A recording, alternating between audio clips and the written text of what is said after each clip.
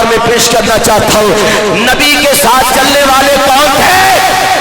ہاتھ بلند کرے، ہاتھ بلند کر کے، نبی کے ساتھ چلنے والے کون تھے؟ ابھی آواز نہیں آئی، نبی کے ساتھ چلنے والے کون تھے؟ نبی کے ساتھ چلنے والے کون تھے؟ یہ آواز نہیں، ادھر سے آواز نہیں آ رہی، نبی کے ساتھ چلنے والے کون تھے؟ نبی کے ساتھ چلنے والے کون تھے؟ آواز نہیں آئی، میرے آقا کے ساتھ چلنے والے کون تھے؟ میرے آقا کے ساتھ بیٹھنے والے کون تھے؟ میرے آقا کے ساتھ نماز پڑھنے والے کون تھے؟ آقا امام تھے تو پیچھے نماز پڑھنے والے کون تھے؟ ابھی آواز نہیں آئی، میرے آقا امام الانبیاء، جب انہوں نے نمازیں پڑھائی تو پیچھے پڑھنے والے، نمازیں پڑھنے والے کون تھے؟ سینے ٹھنڈ پہ جے سیٹھ پپو، اللہ تنو سلامت رکھے، میرا چند میرا مکھن۔ ہاں جی،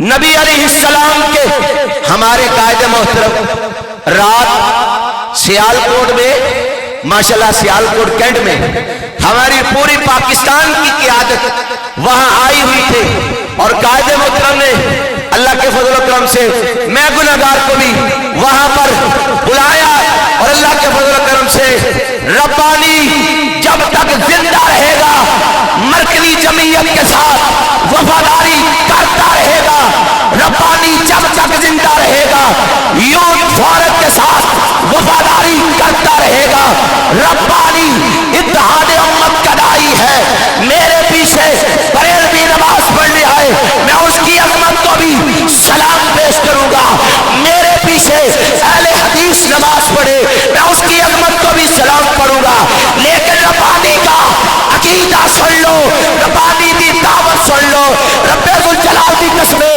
اللہ دی زمین تے اللہ تو سوا مشکل کشا کوئی نہیں جے، حاجت روا کوئی نہیں جے، امام اعظم امام الانبیاء محمد مصطفیٰ نے میرا گلا نہیں سی کھولدا پیا، میں کہ سپیکر اگے کھلنا ہے، ہن تواڈے سامنے میرے قائد محترم سفیر ختم نبوت، مجاہد ختم نبوت، مجاہد الحق، وکیل صحابہ واہل بیت، ترجمان مسلک حق اہل حدیث، میری مراد نعروں کی گونج میں استقبال کیجئے نعرہ تکبیر، ہاتھوں کو بلند کیجئے، اللہ ان ہاتھوں کو سلامت رکھے، نعرہ تکبیر، تاجدار ختم نبوت، ابھی آواز نہیں آئی، تاجدار ختم نبوت، تاجدار ختم نبوت، شان صحابہ، مسلک حق اہل حدیث، مرکزی جمعیت اہل حدیث پاکستان،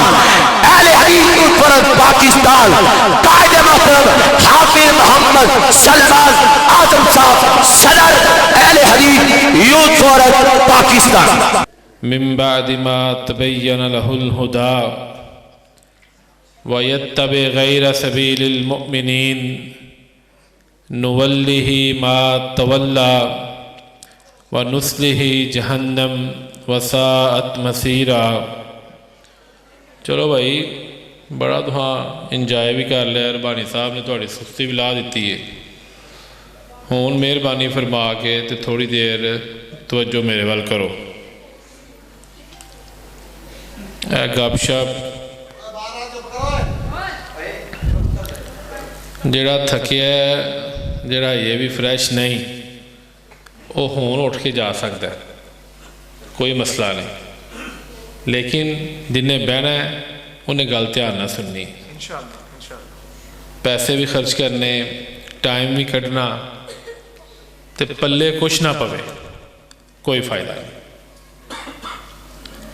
کم از کم اج دے پروگرام دا یہ تو فائدہ ہوئے کہ اسی مسجد جائیے تو سانوں پتہ ہوئے کہ جلسے وچ مولوی صاحب نے، خطیب صاحب نے اے گل آکھی،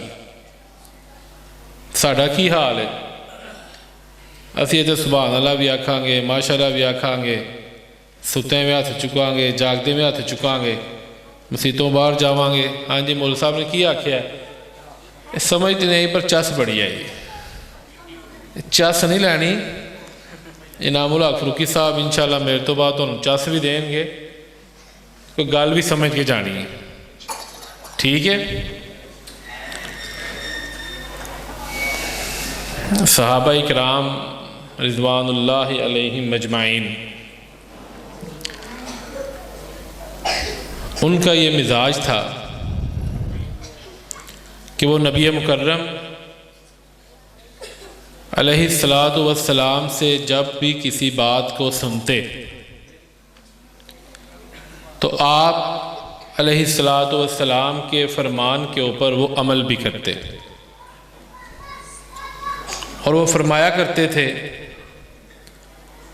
تعلمنا العلم والعمل معہ، کہ ہم نے پیارے رسول صلی اللہ علیہ وسلم سے علم کو سیکھا اور پھر ہم نے اس علم کے اوپر عمل بھی کیا، حتیٰ کہ عرفات کے میدان میں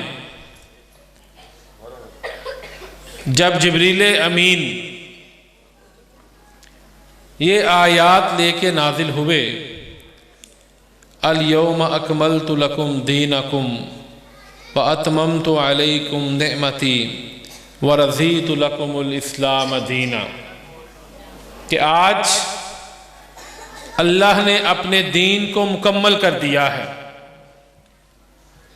اللہ نے اپنی نعمت کا اتمام کر دیا ہے۔ تو صحابہ اکرام رضوان اللہ مجمعین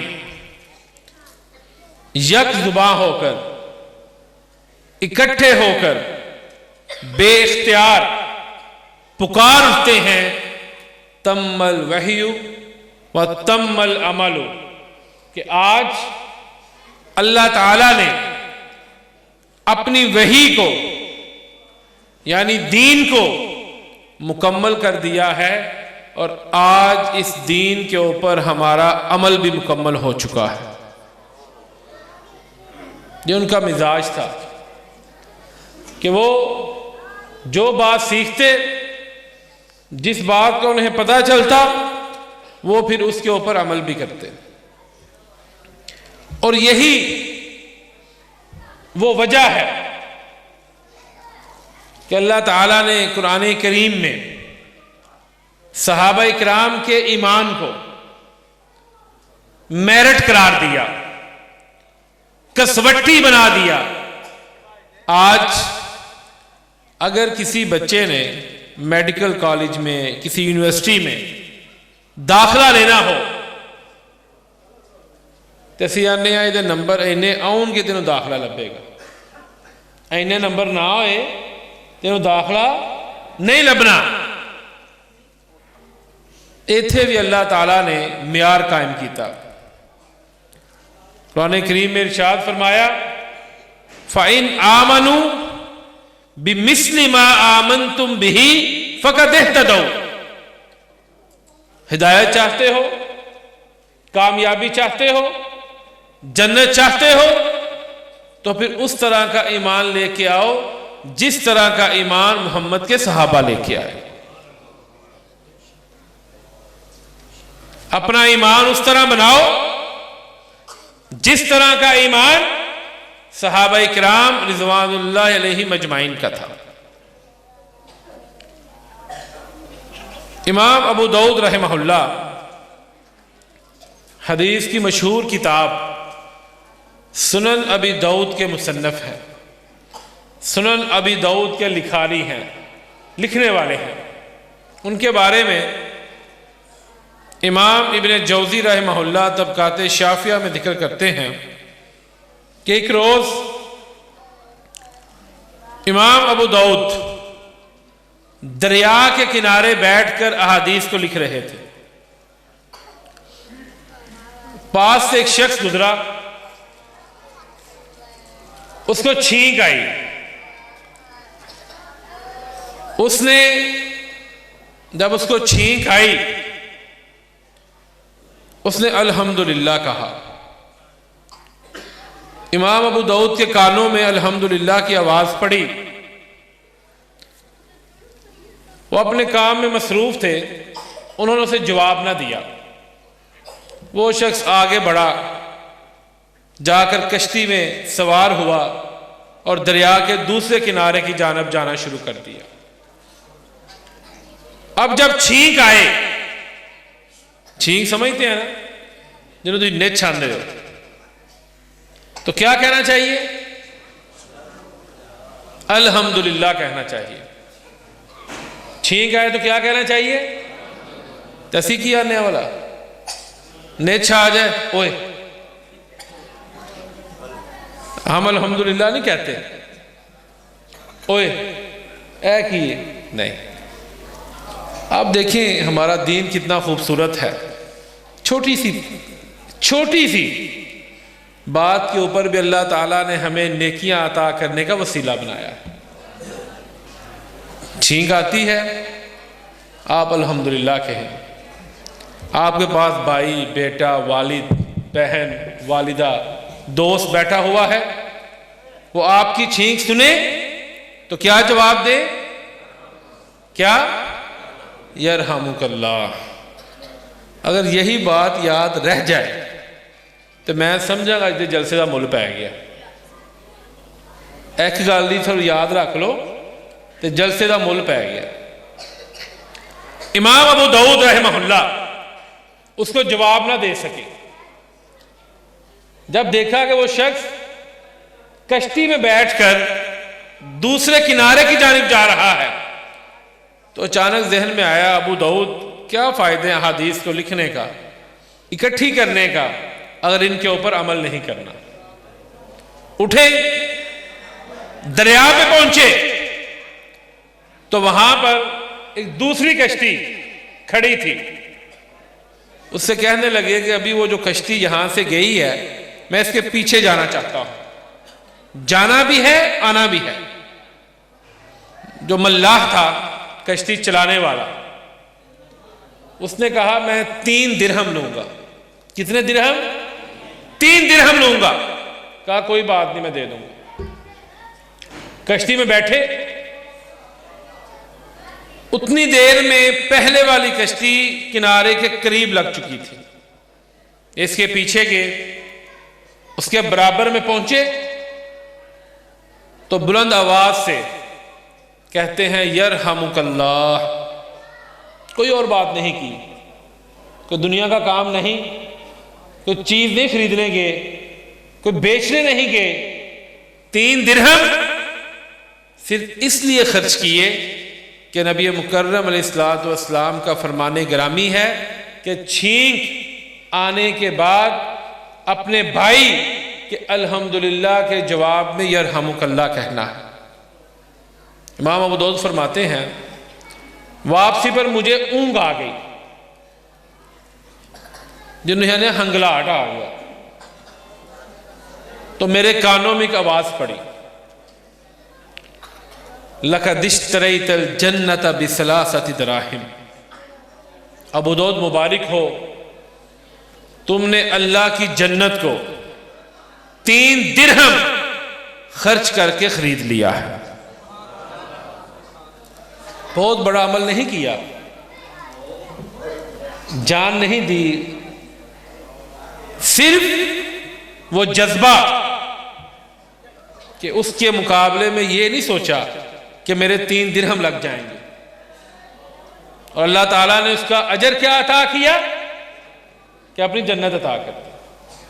اب جس کو چھینک ہے وہ کیا کہے گا؟ کیا کہے گا؟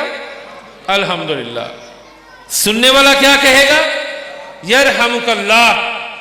اور جسے چھینک آئی تھی وہ کیا کہے گا؟ یا ہدیکم اللہ یصلح بالکم۔ ان گالی یاد رہے گی۔ امام احمد بن حنبل رحمہ اللہ مسند احمد کے مصنف ہیں، اہل السنہ والجماعہ کے امام ہیں۔ امام احمد کو بیماری نہیں تھی، کوئی مسئلہ نہیں تھا۔ انہوں نے حدیث پڑھی، احتجم النبی صلی اللہ علیہ وسلم، کہ نبی مکرم علیہ السلام نے سینگی لگوائی۔ سینگی کسے کہتے ہیں؟ چوئی صاحب پنڈا میں جونکا لواندے ہیں لوکی، ان پنجابی کی آندے ہیں نائی کو جا کے پچھ لواندے ہیں۔ وہ دا مقصد کی ہے کہ جسم دے وچ جڑا فالتو خون ہے، گندا خون ہے، وہ نکل جائے۔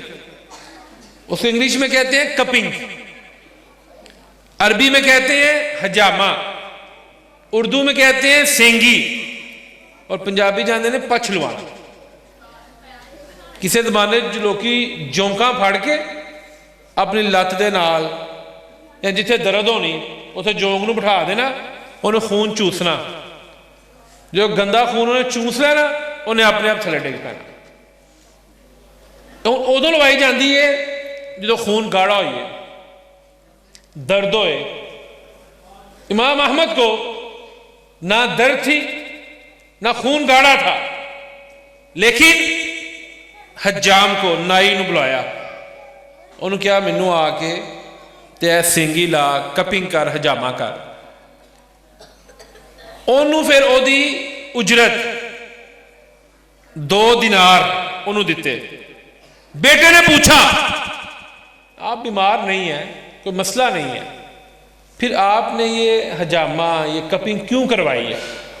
تو امام احمد ابن حنبل رحمہ اللہ فرمانے لگے کہ میں نے مسند احمد میں، یہ حدیث کی کتاب ہے، کہ میں نے مسند احمد میں ایک بھی حدیث ایسی نہیں لکھی جس کے اوپر میں نے خود عمل نہ کیا،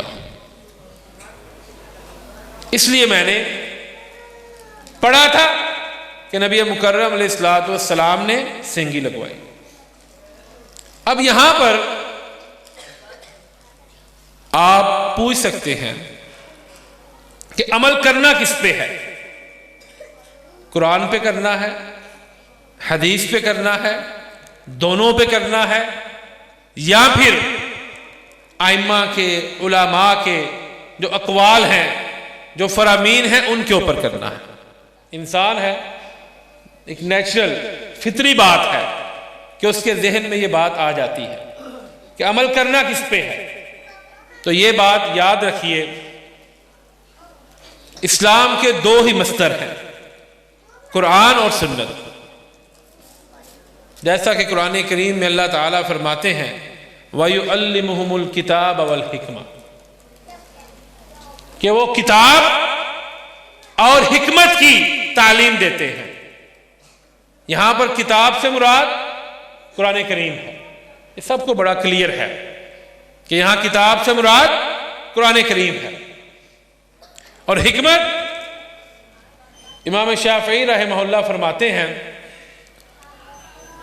کہ حکمت نبی مکرم علیہ السلام کی سنت کا نام ہے،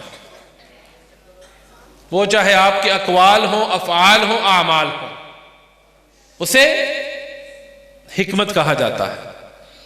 آپ اس کو یوں سمجھ لیں کہ قرآن کریم نظری علم ہے، پڑھنے والا، حدیث اس کا پریکٹیکل ہے، حدیث عملی علم ہے، قرآن کریم تھیوری ہے، حدیث اس کا پریکٹیکل ہے کہ جو اللہ تعالیٰ نے حکم فرمایا پیارے رسول صلی اللہ علیہ وسلم نے وہ کر کے دکھایا،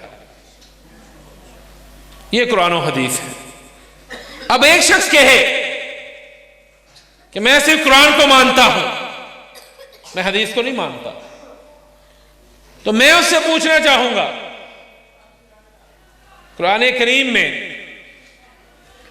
حکم ہے اقیم الصلاۃ، نماز قائم کریں، اب ہمیں یہ کیسے پتا چلے گا نماز کب پڑھنی ہے، کیسے پڑھنی ہے، کہاں پڑھنی ہے، کس وقت پڑھنی ہے؟ اس کے لیے لوگوں کو دعوت کیسے دینی ہے؟ یہ ہمیں کہاں سے پتا چلے گا؟ کہاں سے؟ حدیث سے پتا چلے گا۔ ہمارے دوست کہتے ہیں وہ جو چنگائی کام میں نا قرآن ہی پڑھنے آپ پہ، اور ایسی جگہ پہ قرآن پڑھیں جہاں پہ پڑھنے سے منع کیا گیا ہے۔ جو صاحب تم عمرے تے گئے ہو، طواف کر دیا کی پڑھا تو لبیک اللہم لبیک. میں پوچھنا چاہنا چوئسا فجر ٹائم آن اے اللہ اکبر نہ آکھن آکھن لبیک اللہم لبیک، یہ نماز ہوئے گی؟ سارے پوچھنا ہے کہ چودھری جی خیر ہے، طبیعت ٹھیک ہے؟ کیوں؟ لبیک اللہم لبیک بڑے عظیم کلمات ہیں. اللہ میں حاضر ہوں، لا شریک لک، تیرا کوئی شریک نہیں ہے، میں حاضر ہوں، تو ہی تمام جہانوں کا مالک ہے، تو ہی خالق و مالک و رازق ہے. لیکن وہ کلمات نماز کے لیے مخصوص نہیں ہے. یہ ہمیں کون بتائے گا؟ حدیث بتائے گا. نبی مکرم علیہ السلام مسجد نبوی میں تشریف لائے، آپ اپنے منبر پہ کھڑے ہوئے، آپ نے پوری نماز صحابہ اکرام رضوان اللہ علیہم اجمعین کو سکھائی. پوری نماز آپ صرف سجدے اور رکوع کے لیے منبر سے نیچے تشریف لائے، اور آخر پہ آپ نے فرمایا صلو کما رأیتمونی اصلی، اے میرے صحابہ اس طرح نماز پڑھو جس طرح مجھے نماز پڑھتے دیکھا ہے. نعرہ تکبیر،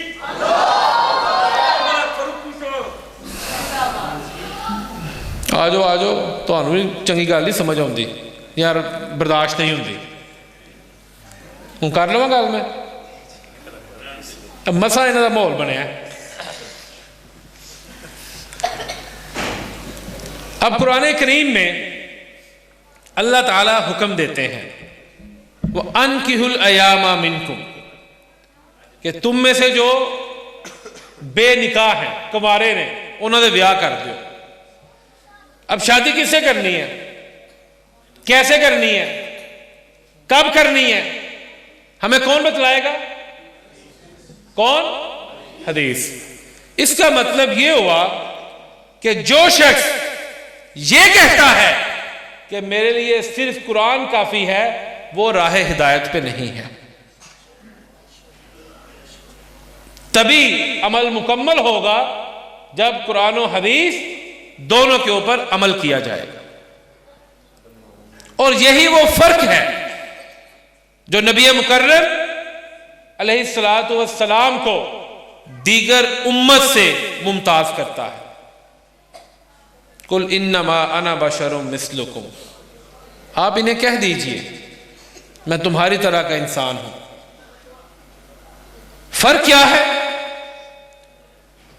کیا فرق ہے؟ یوحا الیہ، میرے اوپر وحی آتی ہے، اور یہ بہت بڑا فرق ہے.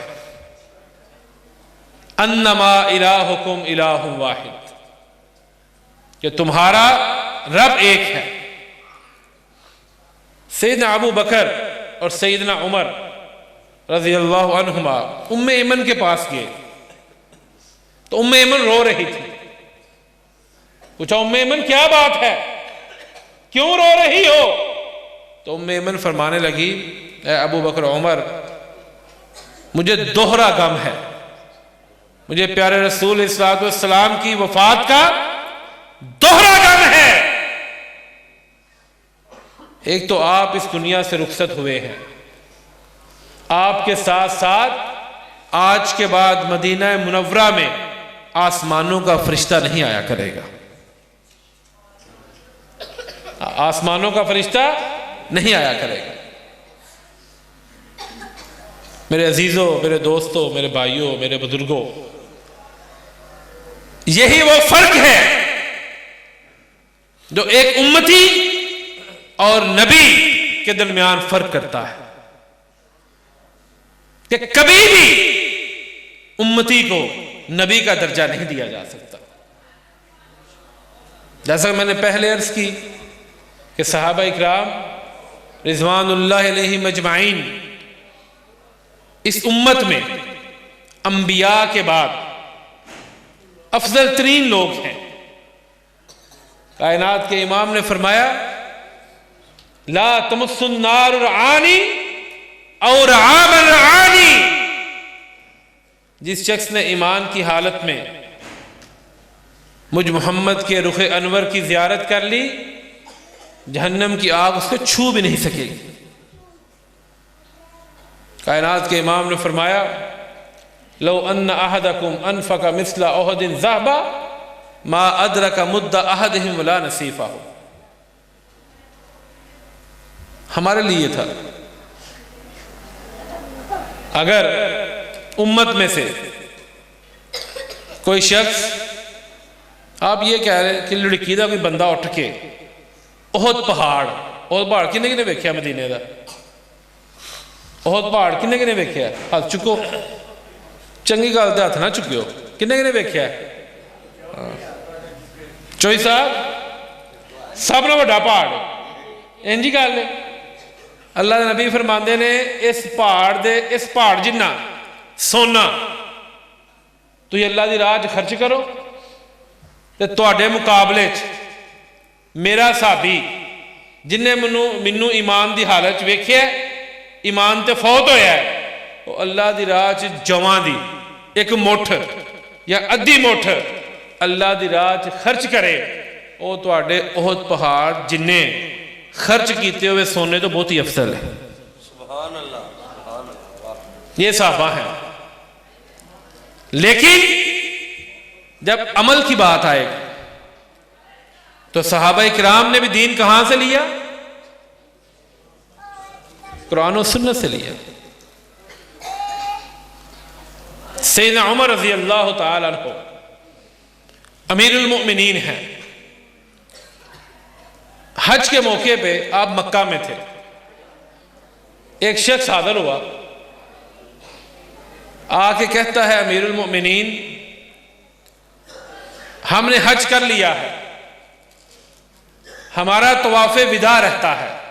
یہ وہ طواف ہے جڑا حاجی جو مکہ چھڈن لگا ہے، جو مکہ چھڈنا ہے اپنے گھر نو جانا ہے وطن نو جانا ہے، ادوں جڑا طواف حاجی کردا ہے انہوں طواف وداع کیا جاتا ہے، الوداعی طواف۔ کہتا ہے ہم نے حج کر لیا ہے، ہمارا طواف وداع رہتا ہے، میری بیوی کو مخصوص ایام آگے ہیں، اب آپ ہماری رہنمائی فرمائیں کہ میں کیا کروں؟ سیدنا عمر رضی اللہ تعالیٰ عنہ کو جانتے ہیں نا آپ، دوسرے خلیفہ راشد ہیں، امیر المؤمنین ہیں، نبی مکرم علیہ السلام نے فرمایا اگر میرے بعد کوئی نبی ہوتا تو عمر ہوتا۔ جس راستے پہ عمر چلتے تھے ان کو دیکھ کر شیطان راستہ بدل دیتا تھا۔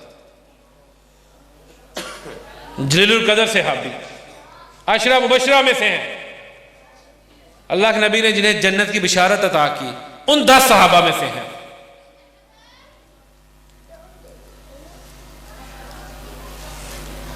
اس سے پوچھا، فرمانے لگے جب تک تمہاری بیوی کو پاکی حاصل نہیں ہو جاتی مکہ میں ٹھہرے رہو، جب وہ پاک ہو جائے گی پھر طواف وداع کر کے اپنے گھر کو وطن کو بستی کو شہر کو لوٹ جانا۔ اب وہ کیا کہتے آگے تھے؟ ایندے بندے ساڑھے تھے بھی آئے ہیں، ایتھے بھی ایندے بندے آئے ہیں۔ ایک مسئلہ قاری عبدالوہی صاحب نے پوچھیا، پھر فروقی صاحب نے پوچھیا، پھر عبد الرحمان صاحب نے پوچھیا، پھر منو پوچھیا، پھر وہ صاحب لایا کہ جو کیڑا مسئلہ جہاں وہ ساڑھے مطابق ہے وہ تے عمل کر لیا، تے جے نہ لبا پھر ڈسکٹ ہو گیا۔ پھر اتنے جا کے آندے نے آپ سلمان نے مسئلہ دسیا مولوی جی تھی کیوں دستے ہو؟ تسلی نہیں ہوتی ہماری۔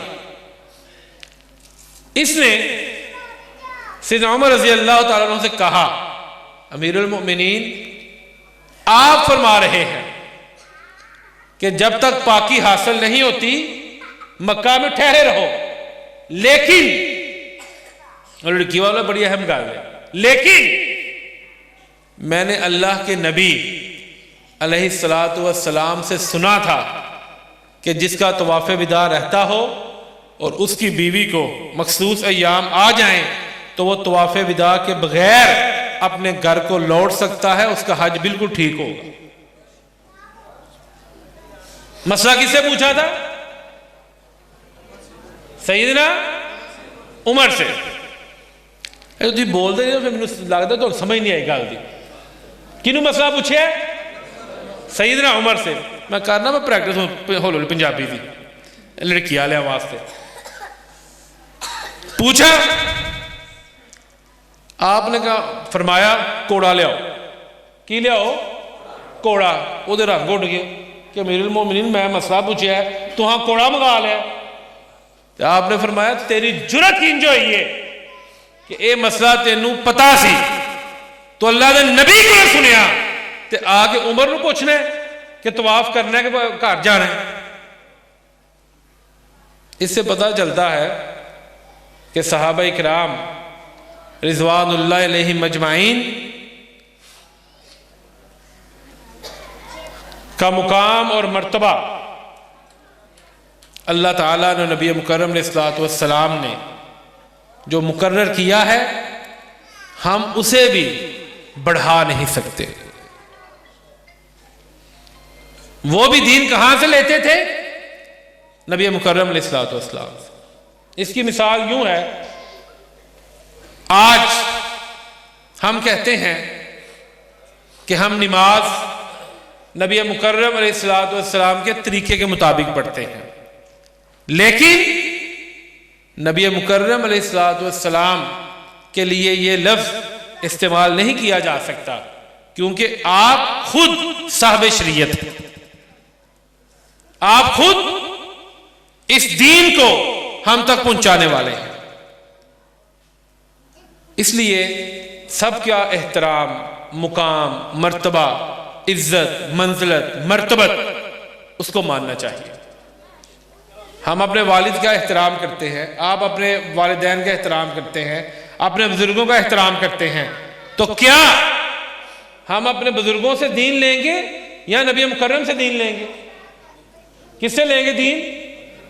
نبی مکرم سے لیں گے. احترام سب کا کریں.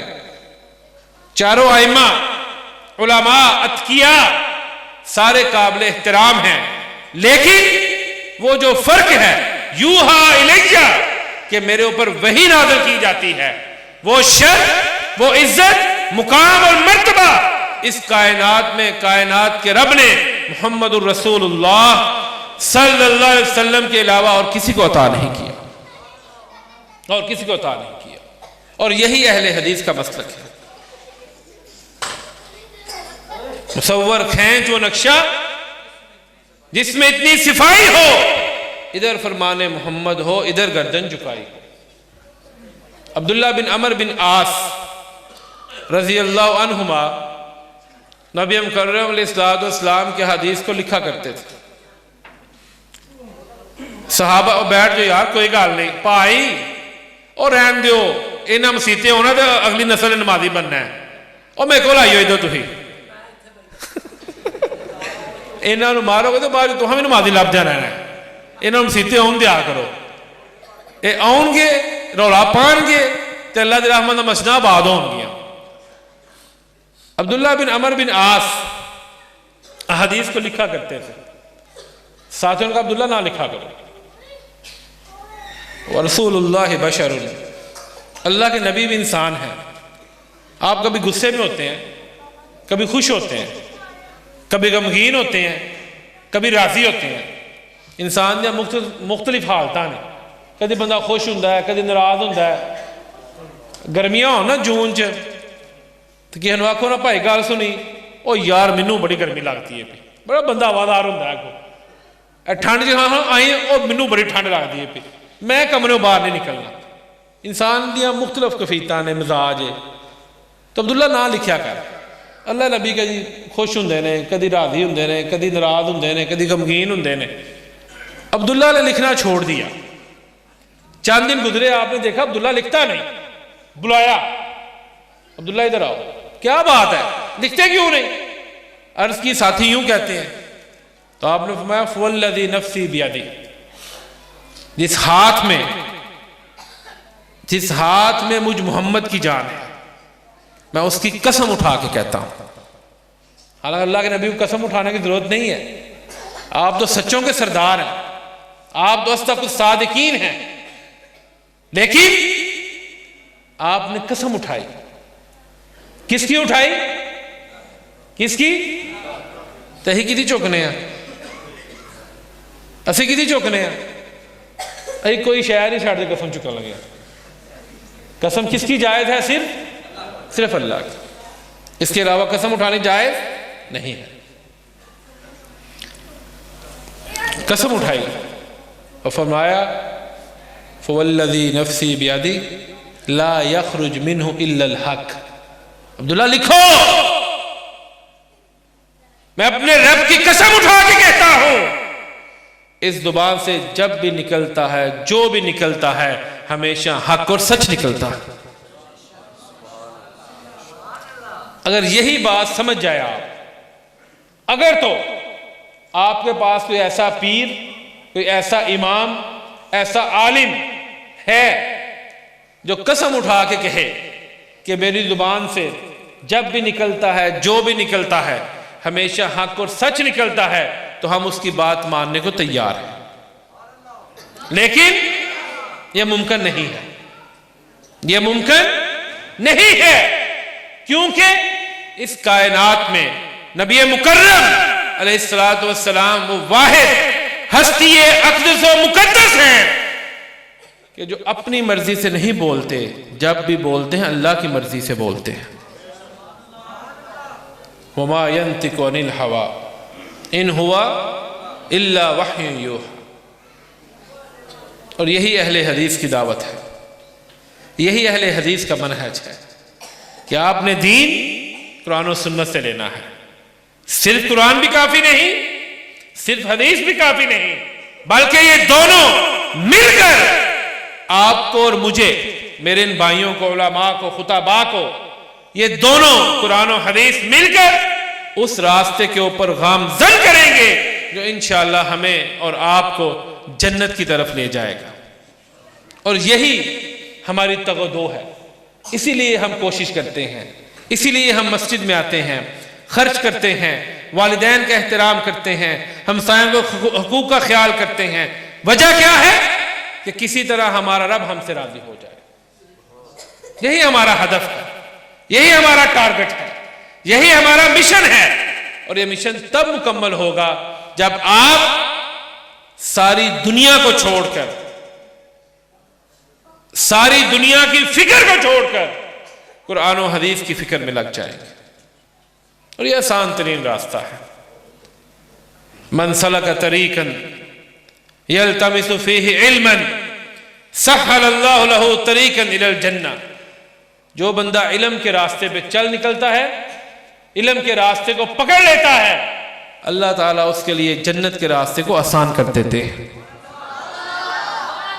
اس لیے میرے عزیزوں، میرے دوستوں، میرے بھائیوں، میرے بزرگوں، کوشش کیا کریں کہ یہ دین کی مجالس جن کا انعقاد کیا جاتا ہے، آپ جب یہاں پہ تشریف لائیں، اپنا وقت نکالیں تو ان سے سیکھا کریں. آنا، بیٹھنا، چلے جانا اس کا فائدہ نہیں ہے. نبی مکرم علیہ السلام فرماتے ہیں، نظر اللہ عبدا سمع مقالتی فحفظها ووعاها وبلغها کما سمعها. اللہ تعالیٰ اس شخص کے چہرے کو روشن کرے. کیا کرے؟ اللہ اس بندے دے چہرے نو جگمگاتا کرے. کدے؟ جس نے میری حدیث کو سنا. نظر اللہ عبدا سمع مقالتی فحفظها، اس کو یاد کیا، اس کے بعد اسے آگے پہنچایا جیسے سنا تھا.